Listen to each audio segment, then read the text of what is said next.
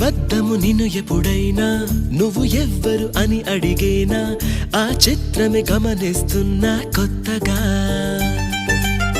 నువ్వు విన్నది నీ పేరైనా నిన్ను కాదని అనిపించేనా ఆ సంగతి కనిపెడుతున్నా వింతగా నీ కన్నుల మెరిసే రూపం నాదేనా అనుకుంటున్నా నీ తేనెల పెదవులు పలికే తీయదనం నా పేరేనా అది నువ్వే అని నువ్వే